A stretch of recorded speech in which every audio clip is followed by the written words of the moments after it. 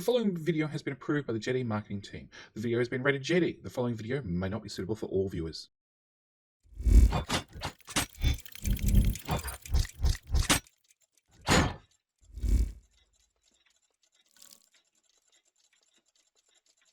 G'day mate, and welcome back to Dyson Sphere with me, Jetty. Now, today's episode, I want to finish off a couple of things. Like, I really want to finish unlocking white science, and I want to get that set up and started being produced, because we're finishing off the ray transmission, whatever research it is, I can't remember, the last one, which should hopefully, maybe, possibly bring our,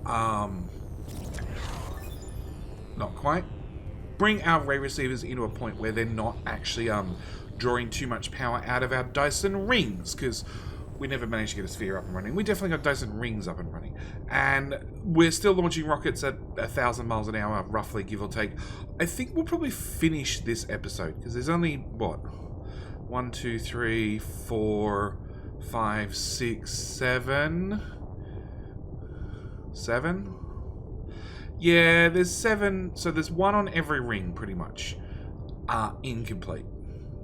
Actually, no, there's 10 rings. Whatever. We're getting there, I'm still really happy with how it looks. It looks impressive. It might not produce a lot of power, but that's the other thing I want to get fixed this episode. I want to fix our power, because our power's been all over the place this series. We've been always right on the edge of how much power we're producing and requiring, and I want to scale up things from here on forth. So I really want to, like, we're going to start off with 1 science per second, because that's what we sort of built everything to. But I already know I want to upgrade everything to about 10 science per second, because I want to get through that infinite research at a reasonable rate, which also means that we need to have a more effective Dyson Sphere to be able to pull down critical photons more effectively. There's some stuff to do. Definitely. So yeah, first thing I want to do is I actually want to unlock the Dyson Sphere stress system, because if we go here and we pick a layer, we can see we can't quite do, oh no, now we can definitely do the end caps, because we just finished that research. So yeah, we can now do the end caps. Now, I always have the option, turn that off for a second. I always have the option, and it will somewhat ruin the aesthetics of the my Dyson rings, but if you want a lot of power quickly, you can, for very few rockets, set up a cap at the ends, a cap at like the north or the south pole of your particular orbit. Yeah, and as you can see, this has got 3,000 panels, 2,800 panels, 3,000 panels. It's very effective at getting a lot of panels down very quickly. Is there any chance I can slide that out a little bit further?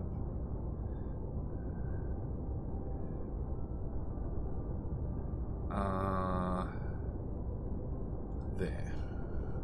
Just curiosity.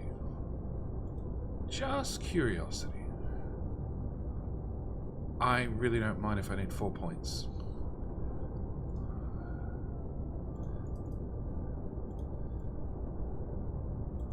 Yup.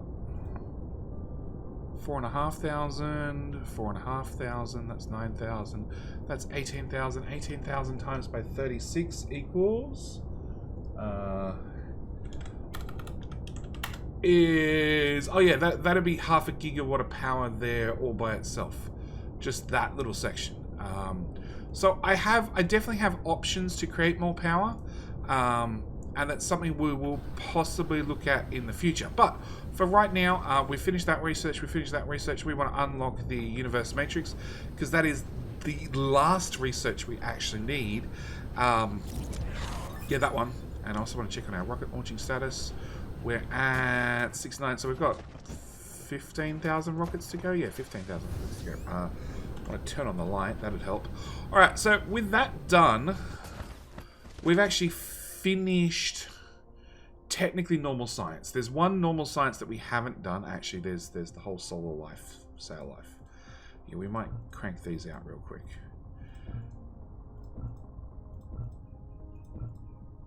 Cool.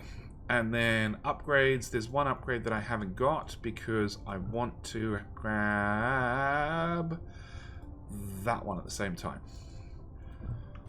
Okay, so first thing we need to do this episode is we need to reconfigure our labs so they can start doing white science. Because if we look in our components, the universe matrix requires every single science pack and antimatter. Now, antimatter we have been producing for quite some time.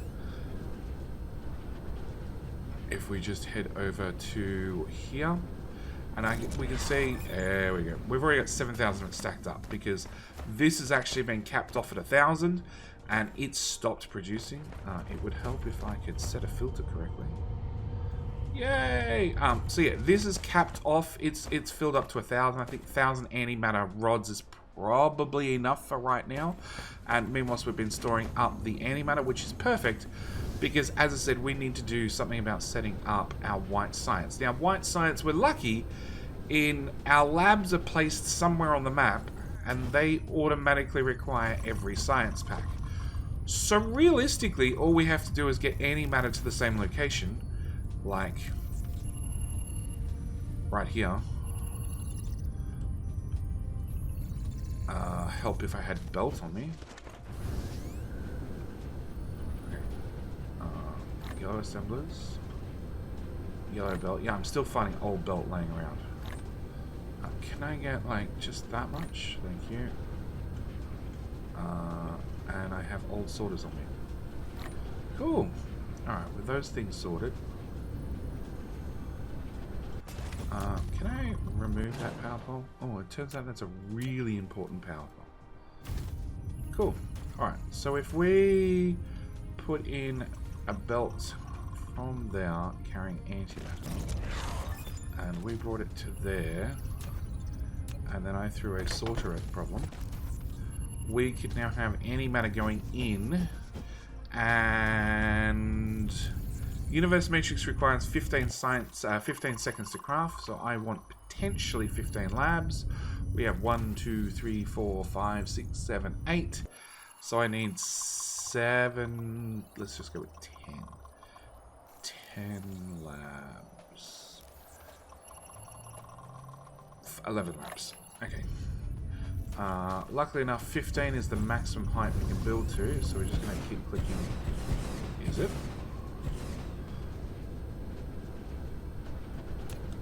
1, 2, 3, 4, 5, 6, 7, 8, 9, 10. Oh. There we go. Fly up to labs, fly to maximum height. That didn't really help. Okay. 1, 2, 3, 4, 5, 6, 7, 8, 9, 10, 11, 12, 13, 14, 15. Okay, 15 is the maximum height. Alright. So then what we're going to do is we're just going to slap right beside, if I can click on a lab,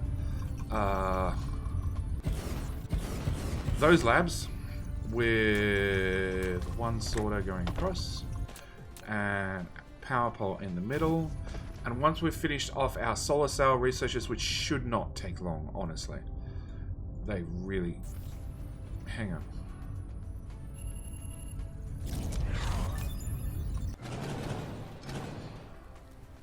If I drag that belt through to there, and then I remove, put that sort of there, that sort of there, I remove that sort of.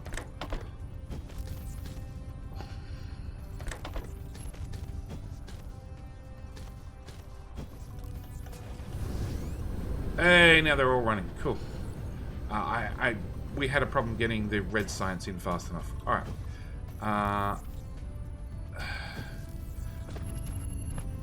Turns out next set of labs is going to go here. It's like I intentionally left a gap or something. Sure.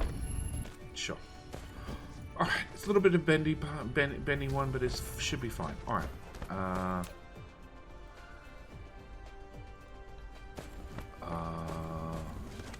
Some part of the belt's not upgraded. That part.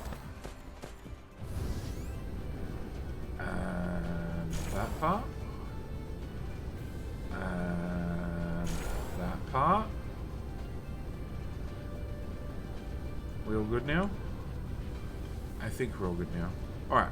So, we need to finish off the last couple of sciences. Now, the other thing I need to do, and it's probably come into play already, maybe, possibly. No, power. Power is not quite an issue yet, but it will become an issue very, very shortly, because I actually want to turn more of the base on. I want to do extra things. Like, at the moment, we can see we're short on gravitational lenses, because we don't make enough strange matter, which means I'd love to put down more of these, but these things are massive. And I'd also like to start doing a lot more stuff via logistics towers. Can we just remove that? Because you do nothing anymore. Cool.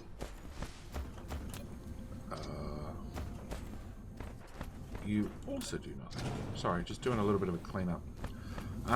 The other thing I need is quantum processors. Quantum processors, which are over here. We have plenty of production capacity, but they require more plane filters, which is just a recipe that's not too complicated. It just has a 12-second crafting time. So I just need more of them. And as we've found out without the ability to do this from a logistics tower, this is a much quicker, much easier way to ramp up production. The catch is it's very, very power heavy. Flying these drones all over the place all the time, along with the larger intergalactic, interstellar vessels, is eating through our power at an astonishing rate. So, yeah, I definitely, well, we definitely need to do something about power. So I do have the option of burning off deuterium fuel rods. We have a heap of deuterium fuel rods, and those can be burnt in a mini fusion power station. And the deuterium fuel rods, they cost a little bit of deuterium. That's not an issue. We've got plenty of that, okay? They cost a little bit of titanium alloy.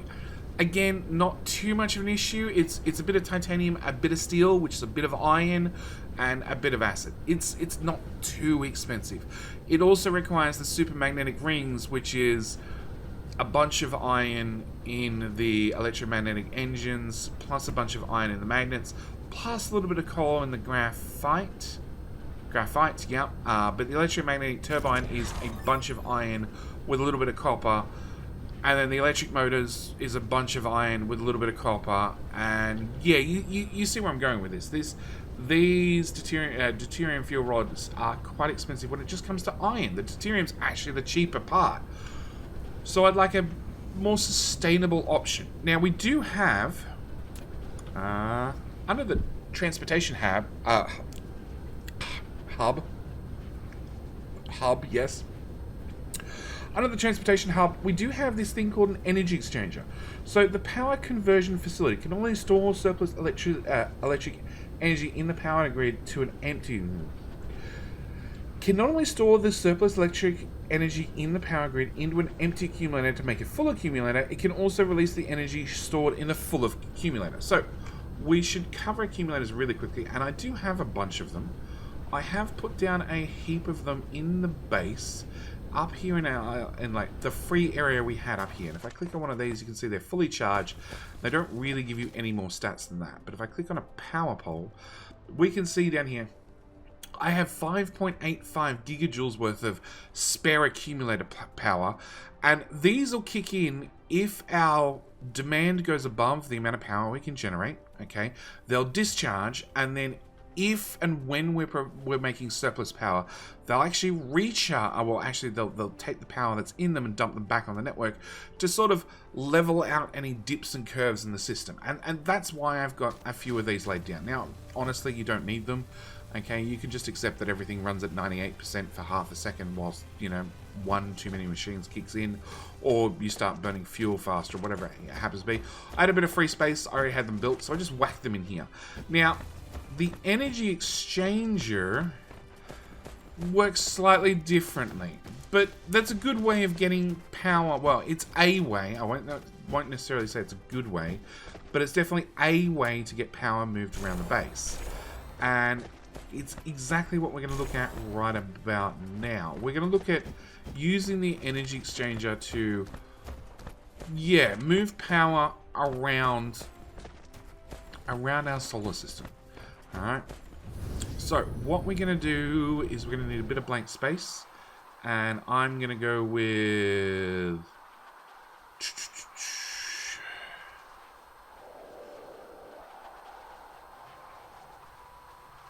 I'm going to go with... Good question, JD. Good question. Where's a good bit of blank space? I want a large open area. Okay, we're going to go this direction. We're going to go this direction. We're going to have a heap of wind turbines and other things in our way that I'm just going to rip up. I just don't care about. And we're going to look over here. Oh, you're empty, you're empty, you're empty, you're... Ooh, hang on. No, there's still 18,000 iron somewhere on the planet. Ooh, that was a lot of belt. I don't exactly know where all that belt goes.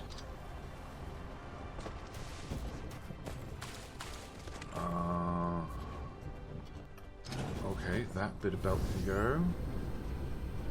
We might have found our large blank spot.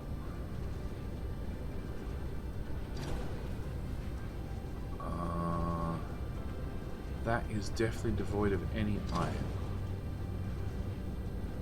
Can I set you to 1%, please? Thank you. That's gotten rid of the iron that was in there. Alright, so we found a bit of large blank space. We're going to want a whole bunch of landfill, oh sorry, foundations. And yeah, I'm thinking that's our equator line right there. I'm thinking we might just pop it. I'd really like to. Can I move these? That's coal, coal, coal, and stone. I don't want to build necessarily on the equator, but I'd like to build near the equator.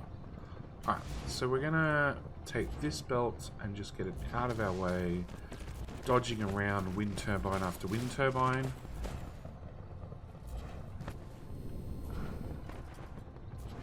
And plug that back in.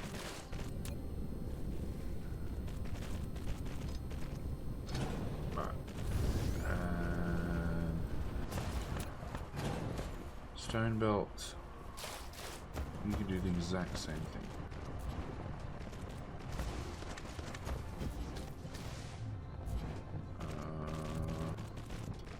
Sure. There to there to there to there. Alright, with that done. And a bit of space cleared. Alright, we want landfill. Oh, sorry. Pick that back up. Alright, just give us some free space. And we're just going to build in this general direction. And there we go. Another solar sail. Okay, so we've got one more research to go. And then we swap over to matrix research. Alright, what we want to do is we want to put a intergalactic tower here, because we're going to need to move power around, and obviously it's going to have to come from a different planet somehow, somewhere. Alright, we're too close, too close. I can't see. You.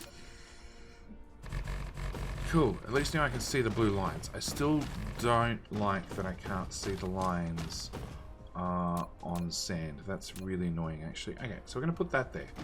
Alright, and then the way these machines work is they ship in and out accumulators. So we're going to want to ship in and out accumulators. I'm going to want to give you some of those.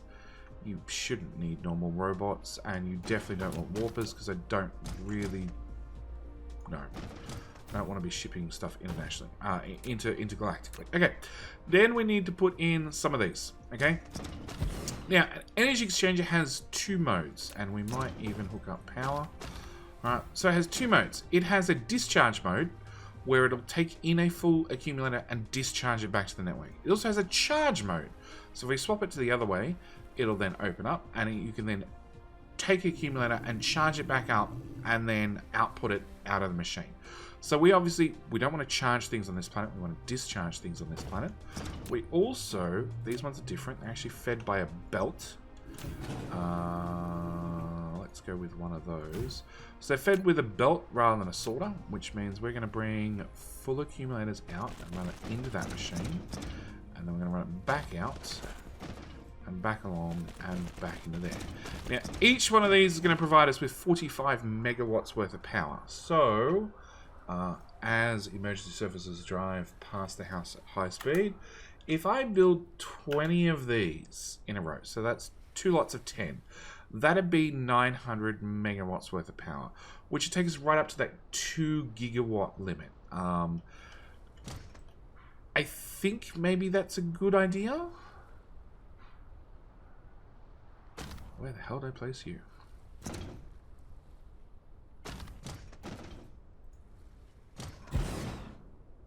that look right? That's the output belt. No. That's the right spot. Okay. Alright, yeah, so I'm thinking like 20 of them. So if we have... I got 2 more in my inventory, so that's 4. So I need 16 energy exchanges. 16. Done. Alright, so what we want to do is we want to place a whole bunch of these along. I want to grab... No, I want to rip everything up. Because conveniently, these machines are the exact same size as the distance between there and there. Well, I think there's an extra tile. But we should be able to put these on every single join in the, I don't know, the grid. I lost count. We'll just put one there, and one there, and hope that's big enough. Alright, then we want to go to our energy exchanges. I want to put one of these guys down there. We're going to set you to discharge. And I'm going to use our lovely mods to drag this out to roughly the right length. And I'm going to hit plus, plus, plus to increase the spacing. And like that, it's done. And then we'll do the other side. Oh. Lack of item. How the hell did that happen? I had the right amount. Yeah. I somehow lost 2. Alright. What are we looking for? We're looking for... Nope. That tower. 1,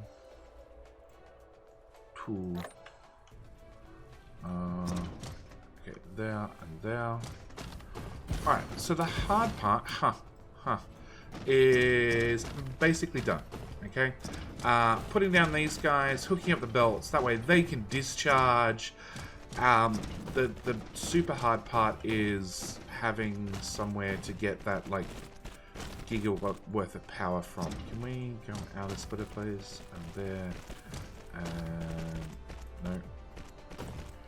There. There to there to there to there.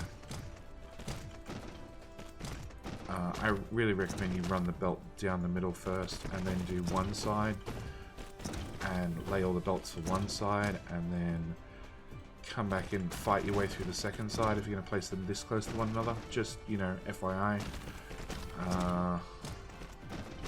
Hope in from the machine. I want to go from there to there to there to there. And then there we go. That's our last normal research at least. No, one more. One more. Okay. Then we want to come out of that one and run this belt all the way down to that belt. Output, output, output, out. Now, I did do a whole video on the different ways you can get power and which is more or less efficient. Just at a scale of 100 megawatts. Now, of course, as you go further through the game, 100 megawatts goes from being something perfectly fine for an outpost to not nearly enough for whatever plans you have. And as energy exchanges are a little bit further up the tech tree, they're more suitable for larger and larger power demands. Honestly, as that we've worked out is about a gigawatt's worth of power, that sounds like a lot, but I don't know if it is. But with that done, and now our science done, so let's go over and fix science real quick.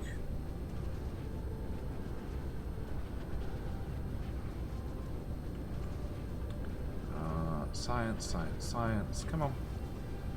Come here, labs. Alright, I need to change you lot over from doing science to doing that science. And then dump all the miscellaneous packs that have ended up in my inventory into labs.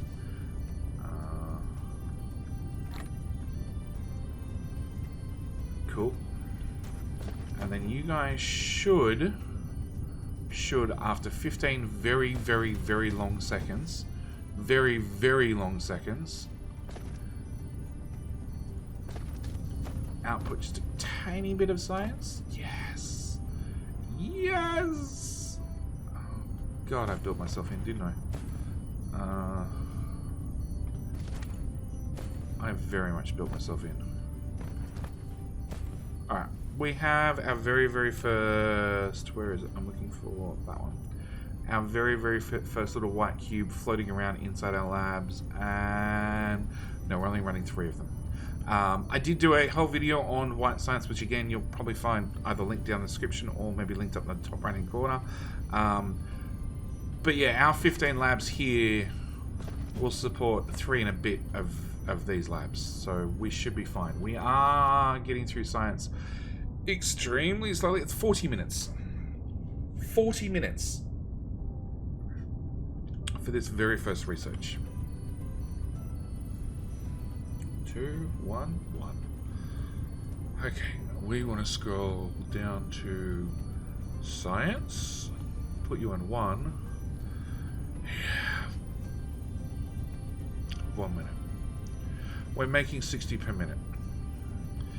We're definitely consuming the whole 60. I don't care what that says. But yeah. Yeah. It's going to be a long way before we actually get this research done. And it looks like these all need an upgrade. In fact, all the sciences need an upgrade. But we're not doing that this episode. This episode we want to get those up and running. And then the next thing we need to do is we need to find another 1-2 gigawatts worth of power to feed into... Where the hell did I put it? Nope. There it is. Land, Icarus. You can do it. Ooh. Okay. I need to find extra... What, 1 gigawatt. Yeah, 20 of them. 20 at 45 megawatts each. So I need to find an extra gigawatt worth of power. Now, obviously, we're going to need that. We're going to need that. You are hooked up to the power network for sure. Yeah, I could have put another one right here. Made it a little bit closer. All right, so where do we find a gigawatt worth of power? Well, we do know that if I built more to my Dyson Sphere, I get more power that way. Okay? And then I could pull that power down to, you know, another planet. Let's go with our smelting planet, which doesn't actually have a lot of room on it. So maybe not our smelting planet. And then use that power to then ship the power back to here. By the same token, I have Australia 1, which basically we're just mining dry. It's not actually doing anything. And it has very, very effective both wind and solar power. So maybe that's a great option, and that definitely looks done. So just a matter of interest, 2.06 gigawatts. I know we're a little bit all over the place with this episode. I want to go north. Yes! They're all running. I can't tell who's got efficiency going up or down. You got efficiency going down. Okay. So they're all running. We're producing 1.66 gigawatts. Number 2. No. Number 3. No. Number... Okay, so we need to find critical protons. Because that's a number we need to keep an eye on. Space warper. Yeah. Critical proton. There we go. 100 per minute. Okay, we're good there. We need to make sure we keep at least 60 of these because we're consuming 60 antimatter per second. Alright. Okay, so yeah, we do have options up here. We can use gravitron lenses to increase the power that this can receive, and also the output rate of the actual critical photons. So we actually, do we have... Can I lay my hands on a graviton lens?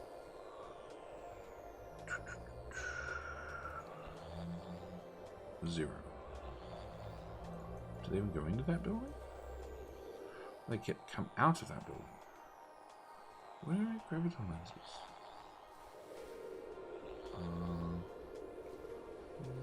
No. There.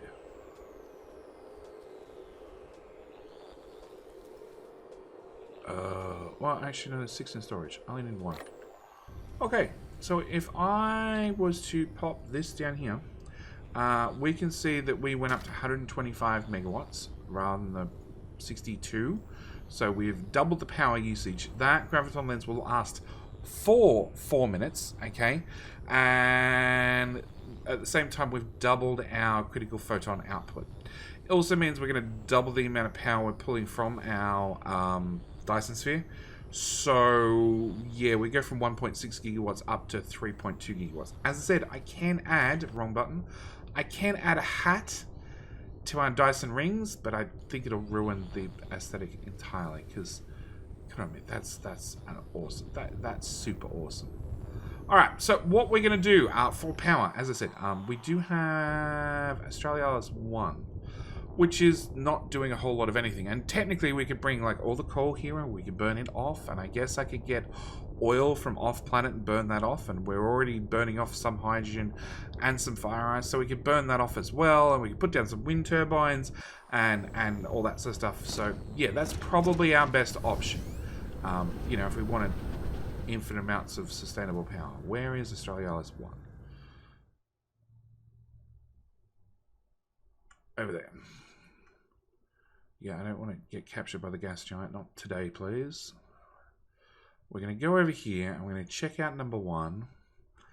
And we're going to find a good source of alternate power. A very good source, at least I hope.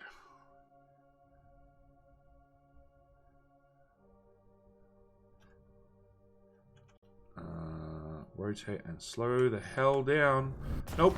Oh, that was not a bad landing. Yeah, I've found an alternate source of power already. I may have been here between episodes and set up just a little bit of power. Welcome to my shiny disco ball.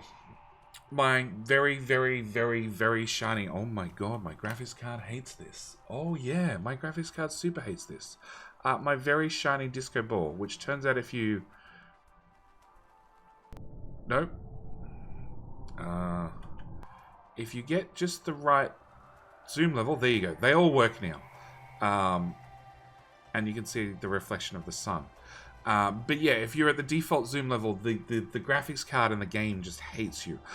So yeah, this is my shiny disco ball, which is, by the way, not complete. It's like halfway there. We have one whole side of the map that is currently the dark side, which is perfect, that is black, and there's still panels missing because we haven't mined stuff out. No, I haven't done the polar caps yet either, but we fixed our power problem in advance. We have 5.16 gigawatts worth of power here.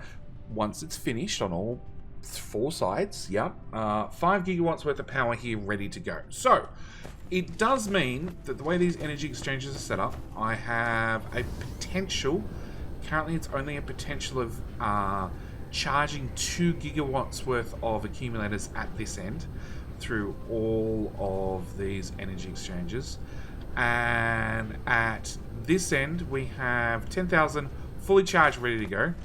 I have 0 in storage. You can see that the flat ones are going to come in here down the middle, and they're going to go into each one of these, and they're going to get recharged. And the I am making new ones at the same time. We're just bringing the materials from our home world out here a little bit at a time. And I just have 4 little machines going, and they're actually side-loading into the system. Now, the reason they're side-loading into the system is I never want to overflow the system. I want to make sure that if there are already flat ones in here ready to go, they get charged first. But yes, it does mean that power is, well, after I come back down here and spend about 4 more hours laying down 1,000 solar panels, and originally I was doing solar and wind, which is technically more efficient, and I can put wind in these gaps, and we can have wind here, there, and everywhere. And it's, yeah, wind is doing 450 kilowatts, solar is doing 428 kilowatts. Technically, wind is more efficient. The catch is, and if I find a bit of the planet I haven't done yet, here we go. The catch is, when using mods, solar becomes like put on a podcast, or you know, your favorite YouTube video, and just stand here and like a typewriter, just find the perfect spot to sit and lay in a row, line up the next one, lay in another row, next one, next row, next one, next row. Lack of item. I ran out already. And just wait for the bots to put down 30,000 million solar panels bit by bit. Yeah, it does take a bit of time, don't get me wrong, and like I said, I could put in a whole bunch of wind turbines to get even more power out of it. Because only half the planet's done, we have really, really high peaks. Can we see power on this planet? Local planet over 1 hour. Yeah, we can see that the peaks and the troughs are sort of all over the place just because of how I've placed the solar panels. But for right now, it's more power than Australialis number 3 can consume, which means we're about to go back here and make sure this is set up correctly. Do I have to? I'm going to have to land. Yes, that's a landing. Supply, demand, nope, it is set up correctly.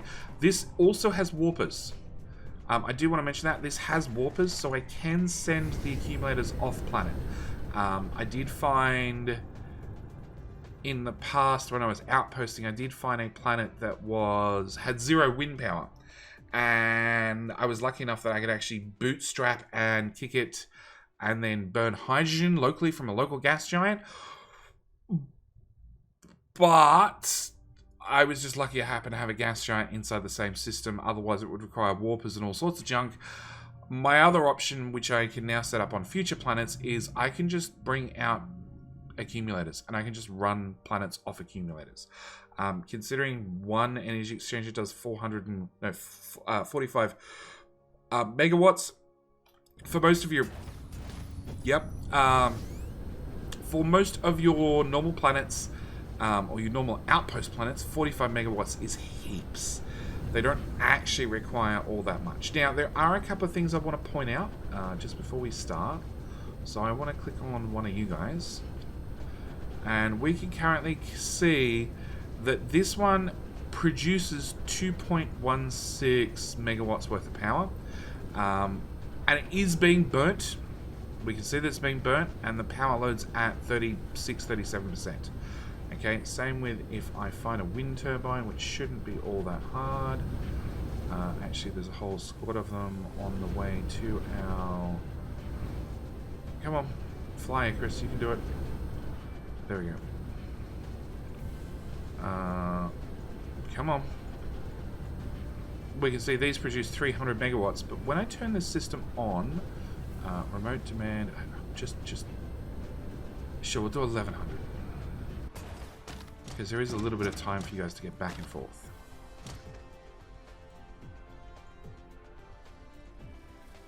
And we'll have that up on the screen as well. Alright, so when these guys start charging, you might notice that we suddenly get a giant kick from our discharge. And these guys light up one by one by one by one. Yep. But you might notice we're now discharging 400 megawatts and we're only consuming 400 megawatts. So our discharge rate matches our production rate perfectly, which also means that technically our wind turbines, which were free power, like they were 100% free, they're not producing power anymore. Same goes for, you know, these guys. They're producing 0 watts worth of power. If we go check our oil burners, our refined oil burners over here.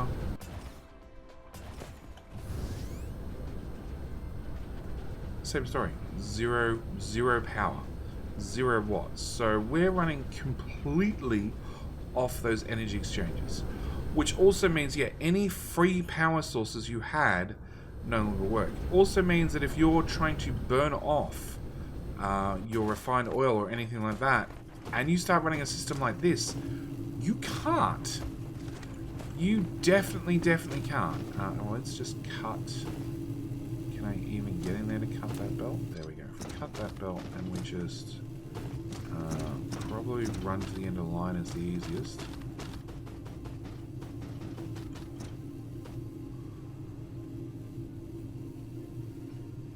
Can I have all of yours?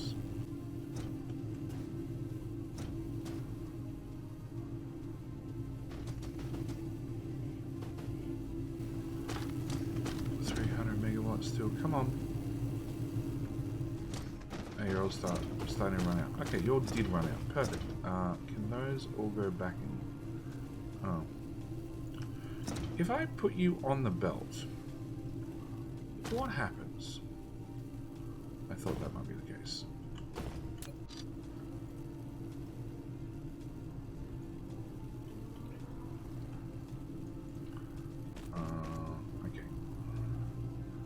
Storage. Throw those in there, throw those in there, put that back down to there, demand. Alright, so now that's been cleared, we can see we are now drain 90 megawatts. So these two are only things running. It also means that these guys are our wind power is definitely producing power again, and so are our thermal power stations. So it's something you need to keep in mind, that once you start swapping these guys over, all of your power is going to come from the energy exchanger first, and it's only any excess demand will then come from obviously your wind turbines, your thermal stations, and all that sort of stuff. Now, because I actually have a chance to do a perfect example, let's cut that belt and that belt. And let's do a little experiment. Let's turn these on bit by bit by bit. I want to know at what stage do our... Okay, we're going to turn on a few of them at once. At what stage does... So at 270 megawatts, they're still burning, definitely.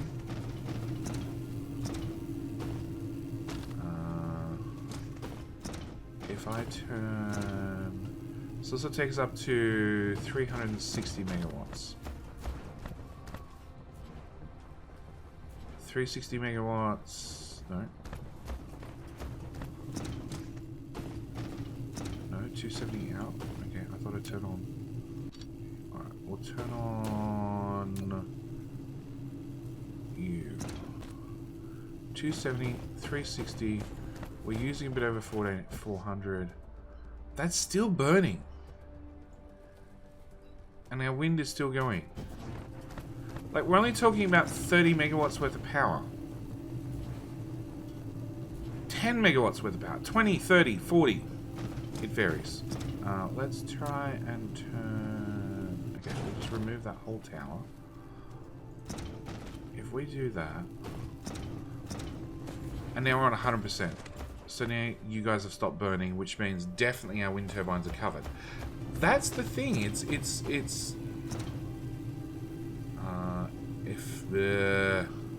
So another thing with these systems is if you change this to, let's just break that belt real quick. If you change this to charge mode, it'll let the full accumulators through.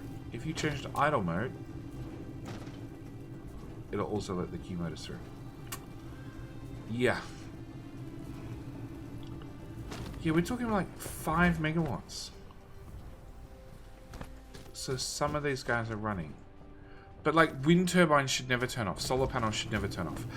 The game is still, and I've said it before and I've said it again, it is still in early access. There are definitely some bugs and some features. The energy exchanger, in my opinion, is a great idea, but it fails in practice.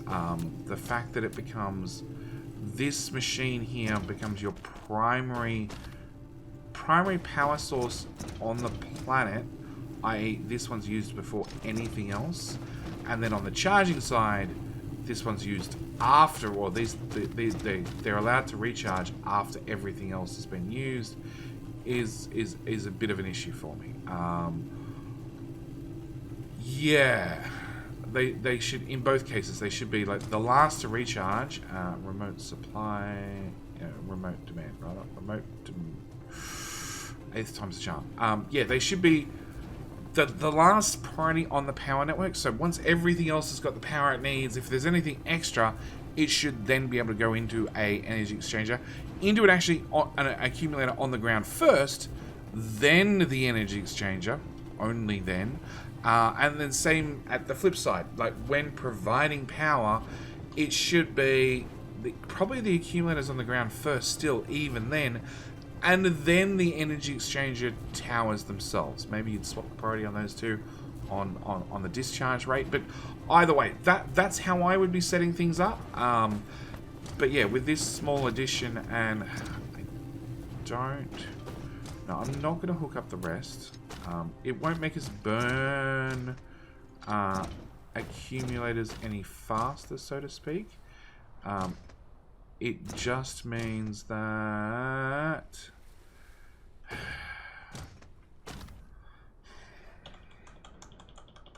I just want to break this one bit of belt.